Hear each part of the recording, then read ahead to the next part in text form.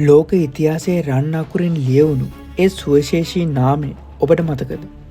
පිරිමි පාර්ශවයේ පමණක් රජ කළ ලෝක දේශපාලන කරලියට පුංචි ශ්‍රී ලංකාවෙන් ගොස් ලෝකයේම අවධානය දිනාගත් ඒ අසමසම නායිකාව.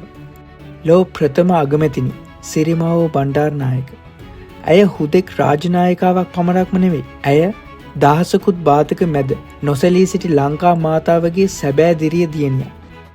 1960 ජූලි 21 වෙනිදා ඇය අගමැති ධූරයට පත්වන විට මුළු ලෝකයම පුදුමෙන් බලා සිටියා.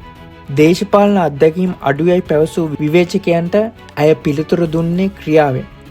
තම ස්වාමිපුරුෂයාගේ අභාවයෙන් පසු රටේ වගකීම කරටගත් ඇය ජාතික මට්ටමින් පමණක් නොව ජාත්‍යන්තර මට්ටමින්ද නොබැදි පිළිවෙත් හරහා ශ්‍රී ලංකාව බලවත් රාජ්‍යයක් බවට පත් කළා. ඇයගේ අකම්පිත තීරණ සහ ගාම්භීර පෞරුෂය ලෝක බලවතුන් පවා ගරුකර සාධකයක් වුණා. සිරිමාවෝ මැතිනිය පෙන්වා දුන්නේ කාන්තාවකගේ සැබෑ ශක්තිය තිබෙන්නේ ඇගේ පෞරුෂය සහ බුද්ධිය තුළ බවයි. අභ්‍යන්තර ගැටලු මෙන්ම ජාත්‍යන්තර අභියෝග හමුවේ පවා ඇය කටයුතු කළේ රාජ්‍ය තාන්ත්‍රික මවකගේ සෙනෙහසි සහ පාලකයෙකුගේ දැඩි විනය. ඇය තැබූ ඒ අඩිතාලම් නිසාම අද ශ්‍රී ලාංකීය කාන්තාවන් ලෝකයේ ඕනෑම ශ්‍රේෂ්ඨයක පෙරමුණ ගැනීමට බියවන්නේ නැහැ. ඇය අදටත් මිලියන සංඛ්‍යාත දිරිය කාන්තාවන්ට නොසිදෙන ආදර්ශයක්.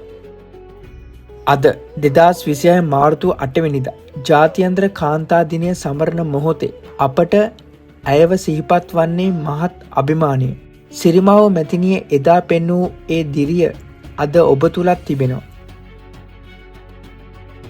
තමන්ගේ හැකියාවෙන් සහ දාදියෙන් පවුලත් රටත් ලෝකයත් ආලෝකමත් කරන සියලුම දිරිය ලාංකීය කාන්තාවන්ට අපෙන් සුබ ජාත්‍යන්තර කාන්තා දිනයක්.